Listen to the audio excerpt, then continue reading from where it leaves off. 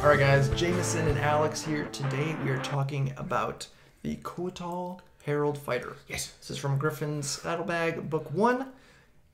And if you are new to the channel or the series, what we're going to do is go through all the abilities gained in the subclass and rate the roleplay, combat, and synergy based on how the abilities gained improve on the base class abilities. Yes. Don't forget to like, comment, and subscribe to be entered in our D&D Beyond bundle giveaway. Because free stuff is wonderful. All that being said, let's get right into it. We're going to start off with our level 3 ability, Agent of Mercy. You understand that not every villain needs a bloody ending. You gain 3 motes of positive magic that can be used to fuel your interactions with other creatures. These motes are called Mercy Die, which are D6s. You regain all of your expended Mercy Die when you finish a short or long rest. And you regain 1 expended Mercy Die when you reduce a hostile creature to 0 hit points and choose to knock it out instead of killing it outright. Whenever you make an insight check or a charisma check, you can choose to roll 1 or more of these die and add the number rolled to the ability check. You can wait until after you roll the d20 but before deciding to use a mercy die, but must decide before the GM says whether the roll succeeds or fails. Alternatively, you can roll a mercy die as a bonus action to gain temporary hit points equal to your charisma modifier, plus the number rolled on the die. You keep a mercy die until it's either used or you kill an unconscious creature that you had already spared. So if you killed one you didn't spare, you didn't hurt you still get the die, start with. When you reach level 10 in this class, your mercy die expand to being D8s. Level 15, they turn into D10s. In addition, your carefully placed strikes allow you to knock out a creature with either a melee or ranged attack. Also at level 3, we get 1 of the people. You gain proficiency in persuasion and insight skills, so yes. 2 proficiencies. Talk to people, read the people. There you go. Peacebringer is at level 7. Your weapon attacks count as magical for the purpose of overcoming resistance and immunity to non-magical attacks and damage. In addition, you can use an action to cast the Calm Emotions spell without spending a spell slot. Saving throw DC for the spell is 8 plus proficiency plus charisma modifier. Once you cast the spell, you can't cast it again until you finish a short or long rest. Level 10, we have Calm Mind. You gain an additional way to regain Mercy Die. When you successfully persuade a creature to stand down or de-escalate an otherwise violent situation, you regain 1 Mercy Die. If multiple creatures are persuaded in this way, you regain 1 Mercy Die for each affected creature. In addition, your mind is guarded against outside forces that would seek to sway your dedication. You can't be charmed or frightened. There you go. Level 15, we get Paragon. You can have up to 5 mercy dice at a time. You also learned how to lead your allies using magical words of empowerment. As a bonus action, you can command a creature you can see within 30 feet of you, spending a mercy die. When you do, roll the die. If the creature can hear you, it gains temp HP equal to your charisma modifier plus the number rolled on the mercy die and can immediately use its reaction to move up to half its speed and make 1 weapon attack. If a weapon attack made in this way reduces a creature to 0 hit points, that creature is magically knocked unconscious instead of killed outright by the attack. So interesting little party utility with that. Indeed. And finally at level 18, we have our capstone of Heraldic Enforcer. Heraldic? Heraldic? I don't know. I don't know. Nobody knows. Nobody knows. Anyway, your training has taught you to strike with the magic and force of a mighty Couatl. And in case we didn't know what these creatures are, they're the winged snake things, which are actually celestial creatures. Which is, you would think like, oh, it's an abomination. It's a monstrosity. It's like, oh, magical holy flying snake. Got it. An actually important sidebar in terms of flavor and theme and everything. For once. Once on each of your turns, when you hit a creature with a weapon attack, you can cause the attack to deal an extra 1d10 force damage. You kind of love that. When you deal this force damage, you can choose to spend a mercy die to add an additional 1d10 force damage to the attack. In addition, if you choose to knock a creature out instead of killing it outright when you reduce it to 0 hit points, the target remains unconscious for 8 hours or until the creature friendly to you uses an action to shake it awake, even if the target has regained hit points. So even if oh, he's unconscious, I'm going to heal him, like one of the enemies got a healer, it's like, no, homeboy is out cold. He's done. All right. So those are all the abilities gained in the subclass. So we'll just jump right on into the rating portion. First up is the roleplay asterisk. As always, talking about roleplay, we're talking about interacting with the world around you, interacting with NPCs, non-combat scenarios, avoiding combat, basically things outside the initiative order. Not talking about your class fantasy, history, lore, background. That is on you as a player. Cannot rate you. We can rate the abilities gained in the subclass and how they might improve your potential in those roleplay scenarios. So, all of that being said, Mercy dice are great. Are they? They have some good uses for you, especially with your, insight or charisma checks. Make those very consistent. Interesting that they chose insight specifically, like that one skill, and then charisma checks. Yeah, I guess because they don't want wisdom, because you get into perception and other stuff too, which they want it to be more specific about people. Right. It's people interactions. It's really reading people, lying to people, persuading people. Right. That kind of stuff. Also, why scaring people. That's why you get persuasion and insight skills as well, which is also very nice. So this is a very social interaction kind of thing, especially too with the fact that you're knocking things unconscious and not killing them. I'd like to emphasize this is a fighter, right? With RP things. Yeah. Yes. What is that? What is that like? Wow. And then calm emotions. You get a free spell, which is interesting. Whoa, man! But it is calm down. It is your charisma modifier, which. You have no reason to have charisma modifier as a fighter. You do now. Yeah, but situationally, how often are you really going to be casting calm emotions? Once for short rest, I guess. If you this is one of those subclasses if you're going to be playing kind of an RP heavier campaign, but you still want to smash stuff. Yeah, you've got choices. Yeah, and too, you get the thing with the calm mind. Being able to persuade creatures and then gain more mercy die to make the persuasions more effective. And that's got some great little wombo combo on there, which we'll get to later. But then also having your mind guarded. So from Charmed and Frightened is nice as well. So there's some interesting stuff with those, though the conditions tend to be a little bit more on the niche side, as we say all the time. But they do come up from time to time. So it's nice when that does happen in roleplay. It's true. And then, just the whole thing, again, about knocking creatures unconscious. And then now you have, with Paragon at level 15, you have a way to have allies knock creatures unconscious. Yep. So, a rogue might have a better chance of one-shotting somebody, especially an assassin rogue. So now you can turn an assassin rogue into, a kidnapper rogue. So instead of just a murderous hobo, you have a kidnapper. Because that's what rogues are. Yes. By definition. Especially assassin rogue. Yeah. But so that is interesting part of utility with that. Yeah. Just having that, and then of course, if we get in with the charisma, intimidation, persuasion. You knock someone unconscious. You're hey, listen here, buddy. There's two ways. I was did you good cop, bad cop? Did you see what that little halfling just did to your boy? Yes. It's good cop, bad cop the class. Pretty much. Which is kind of funny. Yeah, it kind of is. All that being said, we went with a 4 on the synergy out of 5. I like you. I get where you're coming from. That guy, I held him back. I had to make him. It's he's small, but you don't want none. Just smooth talking fighter. Very interesting. What's a bard your fighter? Yeah, right. Anyway, on the combat side of things,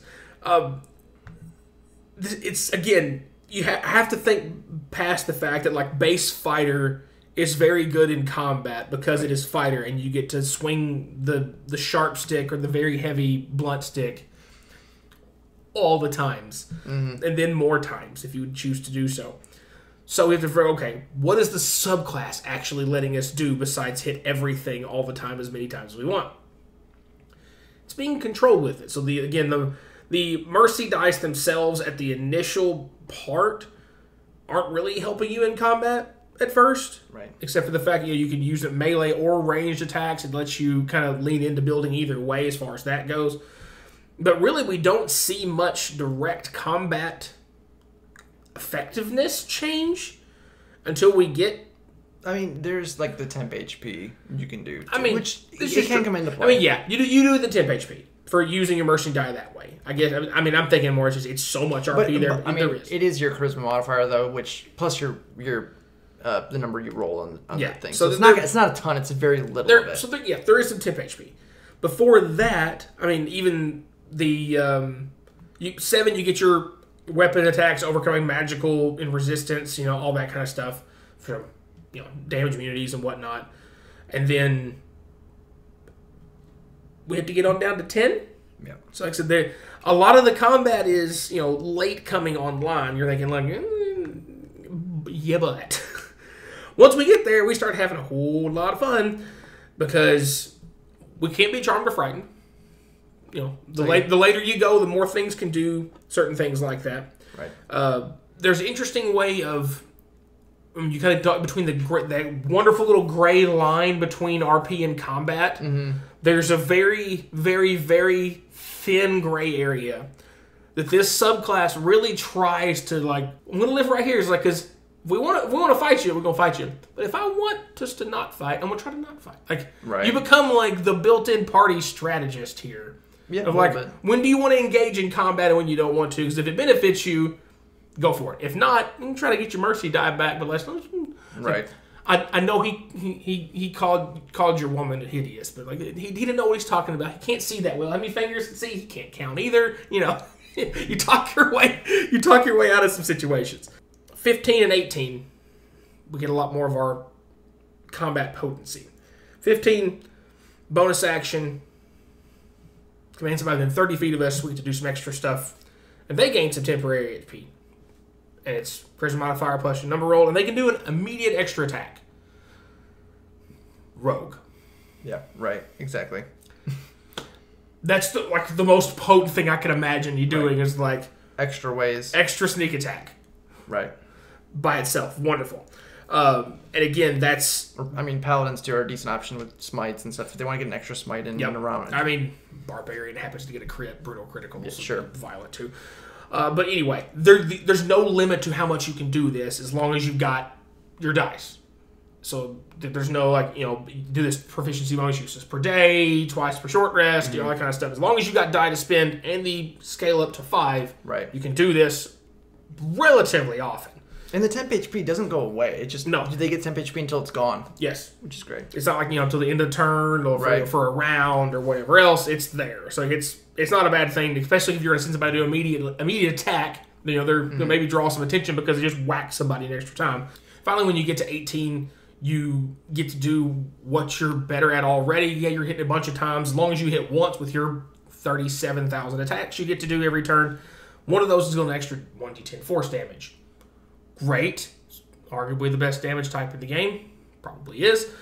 And then if you want to, you can throw a mercy die in there and double that damage and do an extra 1d10 force damage and really wallop somebody. I can't oversell how great it is that if you knock something to 0 hit points with this ability, they're just unconscious for 8 hours. Again, even it specifies, even if they regain hit points, they still unconscious unless a friendly creature to you chooses to wake them up. That's wonderful. They're just done. It's like they're dead effectively in terms of combat goes. All that there, it's a lot of hullabaloo. There's some really great late game potency with the combat when all the stuff comes on, when those dice scale up to a little bigger. But because it does take so long to come online, we gave it a 3.5 out of a possible 5 for the combat side of things. The temp HP stuff gives you some solid defense. I mean, yes, it is relying on a charisma modifier, which is weird and a little bit awkward. That's, that, again, problem for the synergy, good thing for the combat. Right. So it is what it is on there. The whole, mad concept. Yes, exactly, with the multi-scores. You do get a decent amount of uses for your abilities, but I think once you get to, I'd say, it does take a long time to get online as well. Because you really, once you get to 15 and you get your Paragon, where you're getting, like Alex was saying, getting ways for like rogues and paladins and other martial attacks like barbarians and stuff can get in there, get an extra free attack per round of combat, can make a huge difference. And they're getting temp HP on top of this. You're healing, dealing damage, and giving them movement as well. Yep. So that can be, especially for martial characters that can struggle with getting into range. Paladins can have issues with getting in range. Yeah. Barbarians can sometimes, but they do have unarmored movement. Yeah. Same with monks. So they have ways to a little bit more. Rogues have their dash and stuff. Giving them some extra uses to help them get in there more reliably can be nice, for sure. And just get an extra free attack and just free damage. And you can do it a number of times. And you can also even just get the mercy dice back in combat, especially if there's multiple targets. So it is interesting with that. And then again, too, once you're at 18, your capstone, you're getting some good extra damage coming in there. Just a free 1d10 force damage a turn it's not much, but there's no free. cost to it. It's free every single time. And one thing too, I think with combat too is at 7, it's not super exciting, but non-magical immunity to physical attacks, overcoming that is a big deal, because you don't always get magical weapons in every campaign readily. So it can be nice to have that, and it can come into play in combat as well. So that is something that can be overlooked, but it can be really good as well. Yeah, definitely, because if you're a lot of campaigns, you do get magic weapon by then. Right. But in case you don't, that's going to solve a problem that you don't have to worry about. But that's the thing too, is like if you only have one item in your party, like you get a longsword, but like another character could use it, and they need the magic overcome, resistances, and you already have that. It's actually going to help your party out. So that is a good thing for combat all around, for party combat. So you kind of become like the supporty utility kind of fighter, which is a little outside of type, I would say. But definitely very interesting. And it can be pretty potent when it does work. Yeah. But it does become a lot more reliable later on. Yeah. So it feels very Paladin-like, as far as like, it feels a little slow coming online in terms of what it gives you in combat. It's much more RP heavy early on, but it gets real potent late game. Especially once you think too, when you're at like 10 you get D8s, and 15 you get D10s.